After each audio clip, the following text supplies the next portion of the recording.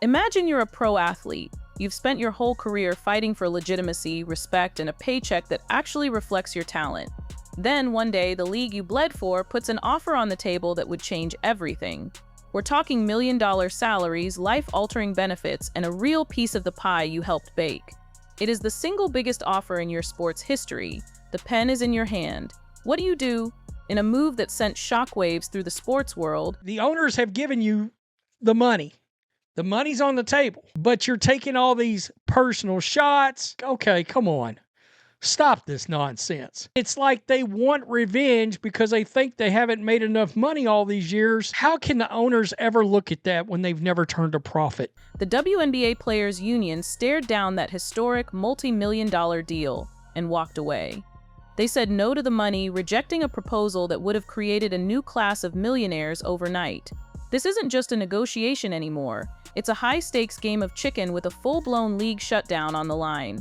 And it's starting to turn the very fans who champion these players against them.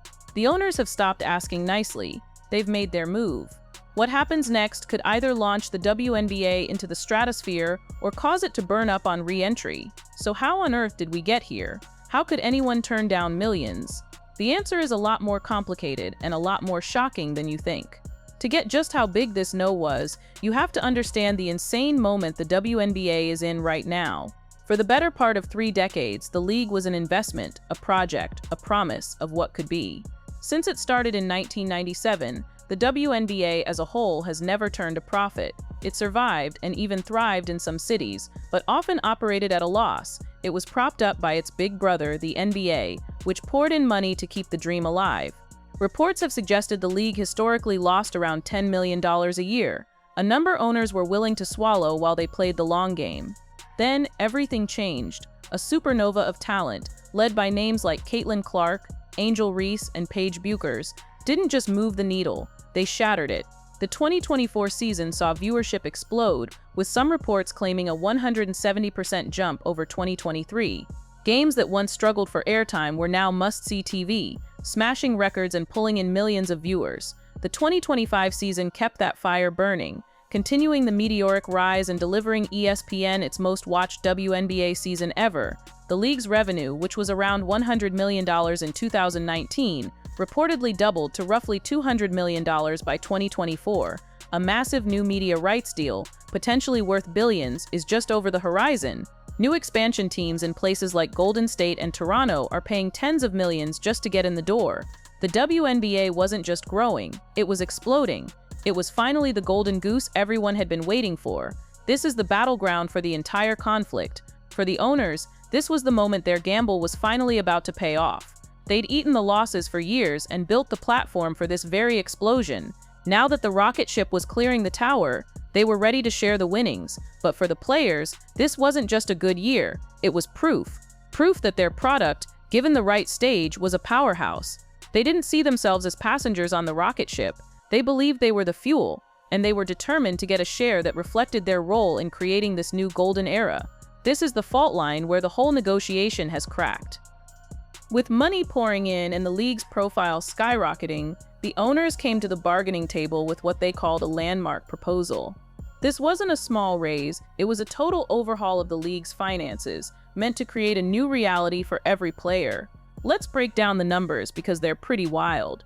The league's latest offer would guarantee a maximum base salary of $1 million in 2026, which could climb to $1.3 million with revenue-sharing kickers. Over the life of the deal, that max number could approach nearly $2 million. For context, the Supermax salary in 2025 was just under $250,000. That's a 400% jump at the top, right out of the gate. But the biggest change was for the everyday players, the majority of the league.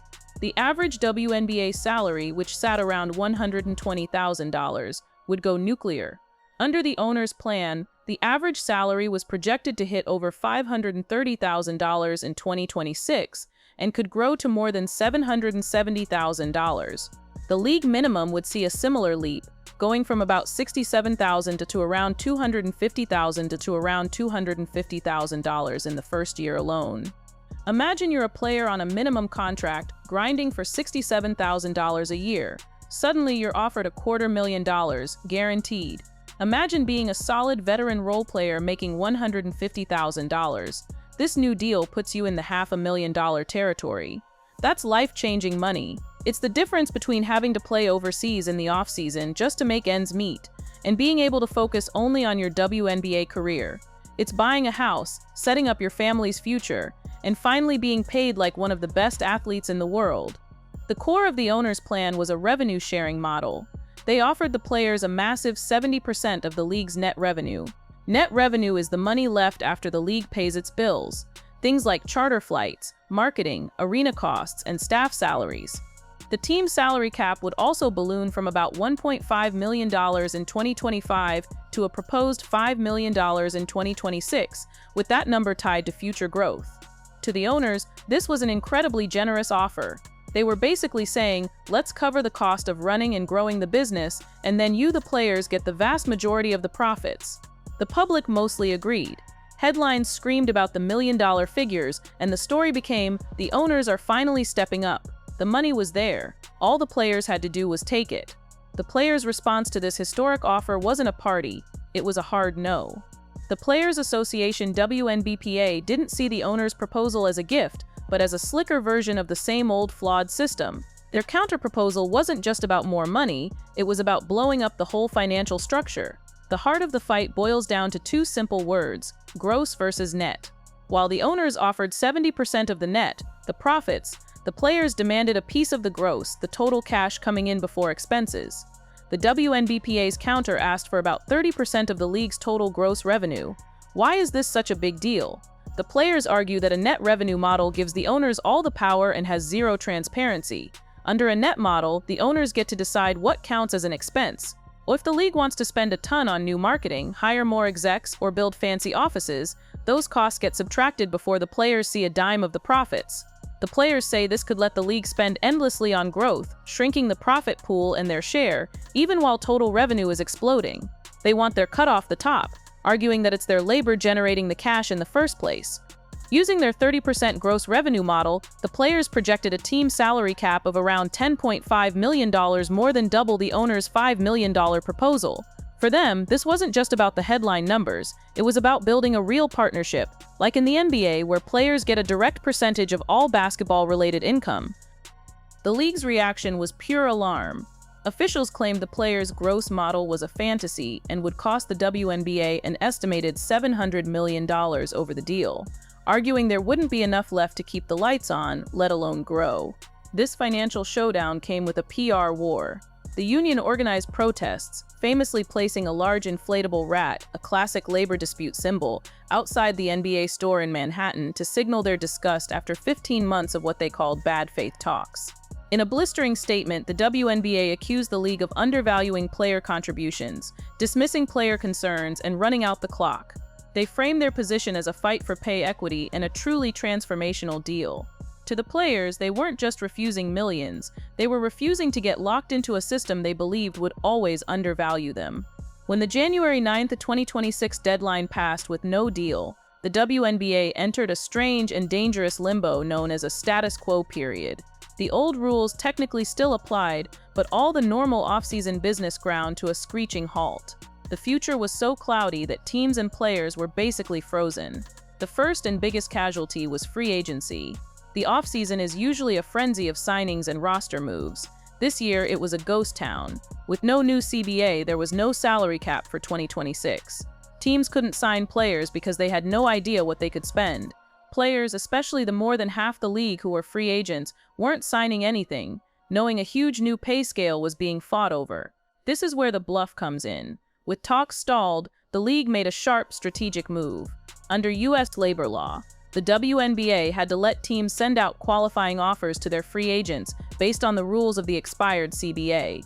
Just before the deadline, the league told teams that starting January 11, they could send out those offers. This was a masterclass in psychological warfare. A qualifying offer under the old CBA meant old money. Supermax offers would top out around $249,000, not $1.3 million. Minimums were closer to $67,000, not $250,000. The league wasn't expecting players to sign these. They were forcing players and their agents to face a very real, very ugly choice. In one hand, the owner's glittering offer with million-dollar contracts. In the other, an official piece of paper with last year's numbers on it. The move effectively said, you can hold out for your 30% gross ideal, but this is the reality you're choosing to live in. This is the financial cost of saying no. It was a powerful way to apply pressure, making the theoretical money feel agonizingly close yet impossibly far. The game had officially changed from a discussion to a standoff. While the headlines scream players versus owners, the truth inside the Players Association is way more complicated. The union isn't one unified voice, and the owner's massive offer has exposed cracks between different groups of players with very different priorities. First, you have the new superstars like Caitlin Clark and Angel Reese. They're on rookie contracts, which are small compared to their marketing power, but they're also making millions in endorsements. A higher salary is great, but their financial security doesn't depend on it. Their main priority is the league's overall health and platform, which grows their personal brands. A long, ugly labor dispute that kills the WNBA's momentum could hurt them the most as they enter their prime.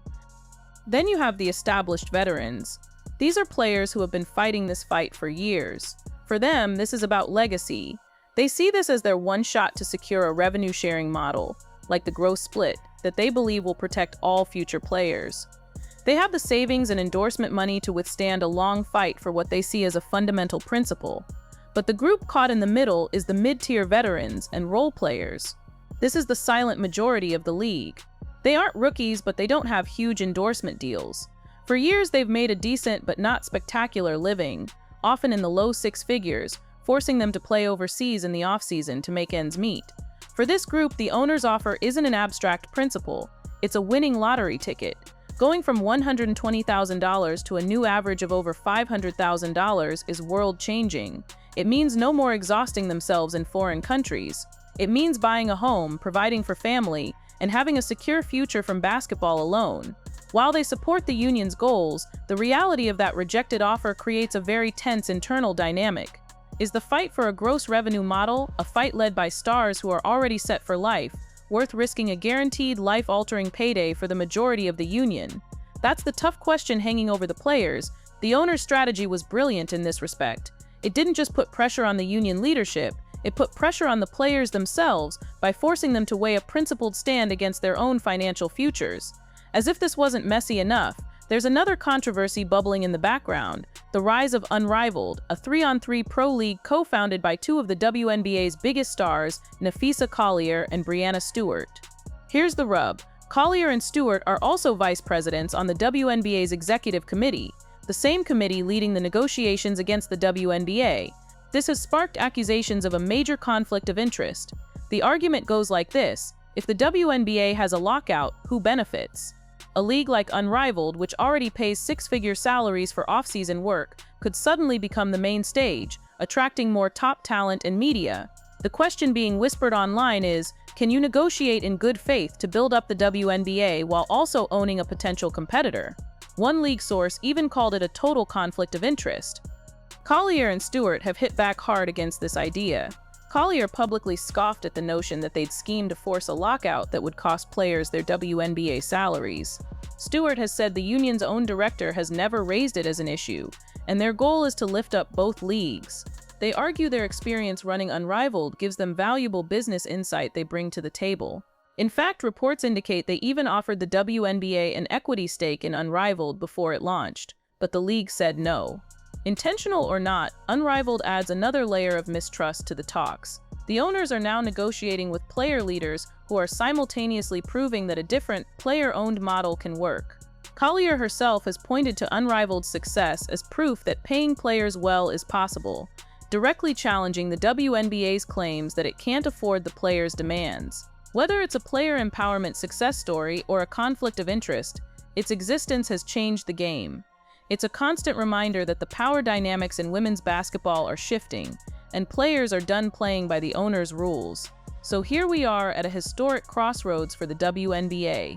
On one side, you have the owners, who after decades of losing money, have put a truly massive offer on the table, an offer with million-dollar salaries and a 70% share of net profits, which they see as more than fair. On the other, you have the players, who feel the league's explosive growth is their creation and are refusing to settle. They've rejected the 9-figure offer. Not because the money is bad, but because they believe the financial structure is broken. They're demanding 30% of all gross revenue, arguing it's the only path to a true partnership. The owners have called the players bluff. The players are holding firm, willing to risk a work stoppage and all this incredible momentum for a principle they believe in. There are no easy answers. Are the owners savvy business leaders offering a great deal, or are they clinging to an old power structure? Are the players brave visionaries fighting for the future, or are they letting the perfect be the enemy of the spectacularly good? This is a defining moment, and the future of the WNBA is hanging in the balance. What do you think? Whose side are you on? Are the players right to hold out for a share of gross revenue, or should they take the guaranteed millions on the table? Drop your take in the comments below. We want to hear what you think.